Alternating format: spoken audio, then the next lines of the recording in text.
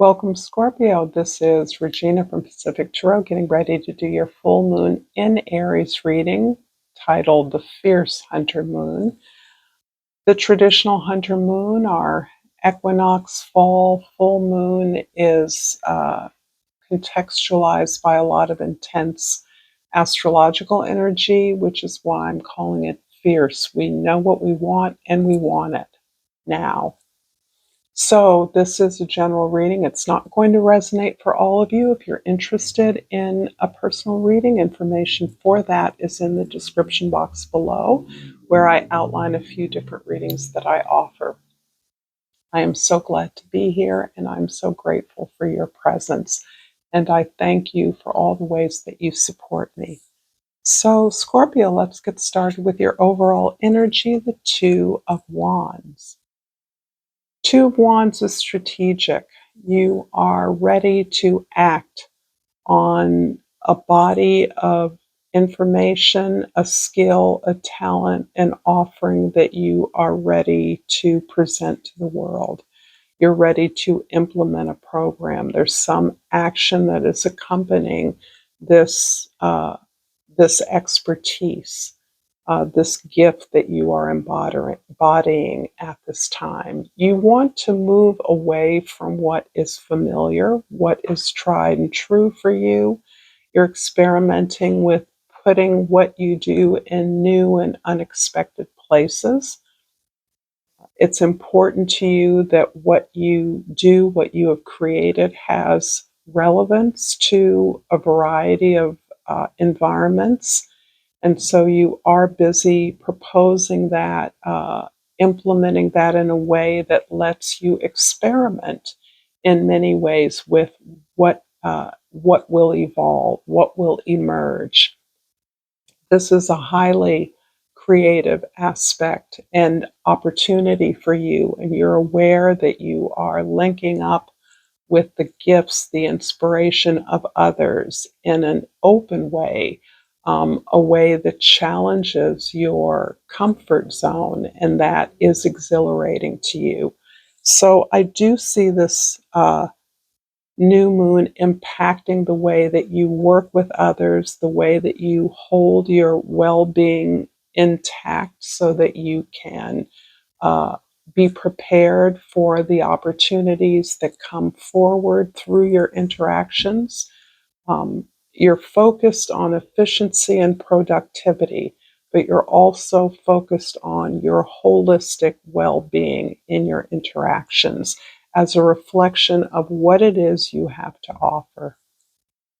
In the 10th house, the house of your social identity and the way others see you, the 10 of Swords. You are the sign of death. You are the sign of the underworld. You're the sign of the collective unconscious. And for those of you that are aware, the unconscious occupies much more of our soul energy than our conscious mind does. And there is a whole body of beliefs, attitudes, habits, traditions, legacies, thought that you are surrendering to. You're not jettisoning them. You're not separating yourself from them in a clean way. You're more surrendering to their presence in your life, and you're validating the source of what you have been able to create for yourself. So this is a slightly more nuanced transformation than simply an ending and a new beginning. This ending is resonant for you in a way that continues to infuse the work that you do.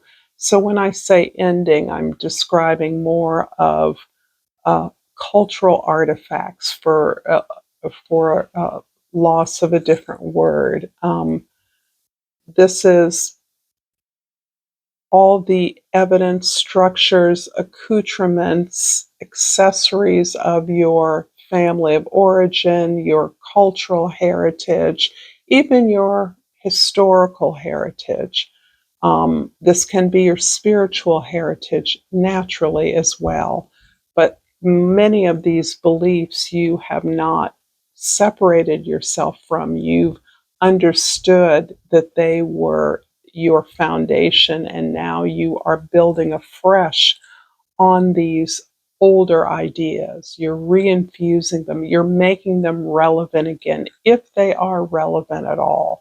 And this kind of really is embodying that your planetary ruler, Pluto, is the great digester in a way, the underworld, right? Things rot, everything decomposes, everything is transformed under the ground. And this is your appreciation of the richness of your heritage and the beliefs from which you have emerged. In the first house, the King of Pentacles is describing your attitude, your perspective. You are a master of your craft, and you are at the top of your game at some level. You have taken something as far as it can go individually, and hence why you are moving from this place of real strength and authority, but into a variety of environments that allow you to tinker and tailor what you've built, your gifts, into new, unfamiliar environments. It's almost a way of testing what you've created, but it's beyond that. As I said before, this is highly creative. This is about taking what you've developed and offering it to others who may interact with it in unexpected ways. This is exactly what you're looking for. You want your expertise to be tested, to be tried, to be extrapolated, to be experimented with, and you are up to the task. You feel no threat. You only feel the sense of greater mastery available to you. In the fourth house of your home, your family, your roots, the Wheel of Fortune. Whew. You know, these come together for me, and your 10th house and your 4th house are opposites naturally. Your home, the world. Uh, you are experiencing this way in which you have worked diligently and productively, but in some ways quite invisibly, at what it is you do over the years. You have been true to your mission, true to your gift. You have allowed yourself to serve your gift through the various permutations of that, the growth of that gift, if that's making sense to you. And as a result of that, you have been disciplined and diligent in applying yourself to it. That's one of the reasons you became expert at what you do. However, it's the application of your work ethic to the development of this gift that is being rewarded by the universe in a way, by pushing you out there into the world, giving you this sense of authority and competency so that you can move into unfamiliar territory and begin to test out, bring what you have to offer to new communities, new collaborators, new environments. This feels as though no matter where you are in life, you have finally hit upon the thing that is bringing you your mastery, your mission, your purpose, your sense of significance.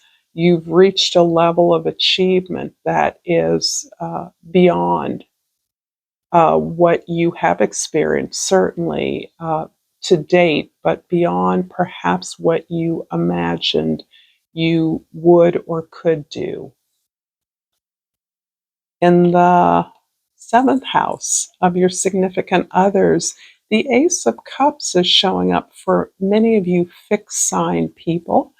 You hardworking, a little more rigid and full of conviction and commitment. That's a positive way of describing fixity.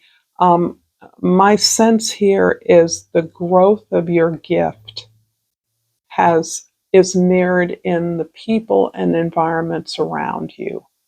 So the emergence of this gift and unexpected aspects of it. So if you're good at something, what may be coming along with that is a sense of self-joy, a sense of self-confidence, a sense of self-loving, and love extended from an overflowing cup that was unexpected. This can be a kind of softening in opportunities where you can connect with others who you are not only attempting to work with, collaborating with, or sharing ideas with, but these are people that are, like you, wholly focused on preparing for success. And so these are people that can be working with you on something you all share a vision toward.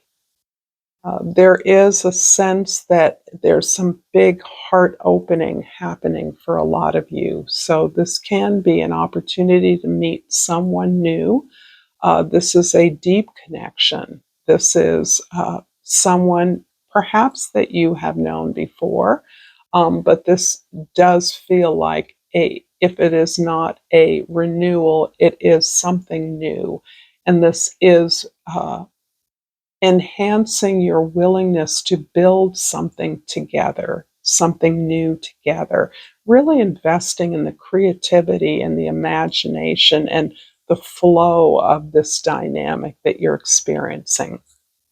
If this reading is resonating for you, Scorpio, please like this video, please share this with others, and please subscribe to my channel, Pacific Tarot. And I pulled acceptance. I am learning to accept the things that I cannot change. This is interesting because the way a couple of these cards have come in is underscoring this idea that you are bound to a cultural tradition. You're bound to continuing to explore the deeper roots, thoughts, beliefs of a heritage that may seem long ago and far away, but you're discovering the relevance of those beliefs, even if they're beliefs you do not personally share. You're understanding the value, the story of those, of your own lineage, your own origin. This feels like a bit of an origin story that you are accepting and is in some way foundational to the work, the creative work that you do. The King of Pentacles in the first house is being clarified by the Wheel of Fortune again. This makes me feel as though something really new has emerged for you. This is something you've been working on for a while, but I feel as though it's taking off in an unexpected way. It almost feels as though your practice, your daily practice, is mirroring a plan you have for an external collaboration. And I don't know what that means. That's just what's coming to me. In other words, you're actually building some muscle of yours, some skill, some gift in a way that mirrors your outer external accomplishment of that gift. And I would love to hear if any of you know what I'm talking about or if that means something to you, you would let me know in the comments. This is pretty unusual and it feels extremely fortunate in a time of great upheaval. And certainly we are aware that Pluto's turning direct this month. So it will be turning in the last minutes of Capricorn to enter into Aquarius in November for the next 20 years. So this final exit feels as though it's making a referent, because this is your ruling planet, a final referent to the internal process, really radical process that you've undergone, and the way that that is mirrored in your external environment. In the fourth house, the Wheel of Fortune is clarified by the Knight of Swords. This feels like the actual creative process for many of you. And you don't have to be an artist for this to be relevant to you. This is however you express yourself, however you think, however you put things together for yourself. The Knight of Swords is about tearing down your own assumptions about things, challenging yourself and others around received wisdom. Perhaps this is the process of really prying into those thoughts and beliefs that you feel still bound to and deeply bonded to. And maybe this is the way in which you articulate those beliefs, those stories, those ideas, the way you can engage in dialogue or discourse with others around those ideas. This is feeling very much like a teacher, a negotiator, an advisor, a consultant in some capacity regarding a body of knowledge or skills that you are retooling in some way. The Ace of Cups in the seventh house is clarified by the Four of Wands. This is about a commitment that I see you making with an individual, a group of individuals, or with a goal. And of course, the possibilities go beyond those three things, but that can kind of give you an idea of what I'm thinking about. The Four of Wands is describing the celebration of something you've created with others. So that the initial stages of this new beginning, this exploration of the implication of your ideas, or uh, the way in which you are expressing your ideas to others, you're experimenting in other scenarios, is something that you are doing as part of a group. It may be part of an organized effort, but this is a recognition of the growth that you've experienced, the growth of others, and um, the commitment to understanding that as the basis for your collaborations. So you celebrate this. This card has been called the 1111 card, a wish fulfillment. You and others, you and another. So there's a portal you've manifested through which you are experiencing the growth of something on this beautiful foundation of accepting learning as a part of your skill set, part of your growth and development. And the Ten of Swords in the 10th house is clarified by the Knight of Cups. And here you are opening your heart, really understanding that what is important to you is your passion, and that your passion, your commitment, your um, ability to flow through your creativity, your ideas, your imagination is what is fueling this experimentation. So, despite having the mastery of skills and the conditions in which to present new ideas in unfamiliar ways with unfamiliar audiences, has to be underscored by this opening, this vulnerability that you express as a part of this new adventure that you're on, this exploration, this discovery of self, as well as more of the world that you can be of service to. So Scorpio, I'm going to pull a Yogic Path Oracle to finish off this reading. I always do get a little in a rabbit hole for some of the changes that you folks are making. And I pulled Niyamas, and I'll look this up.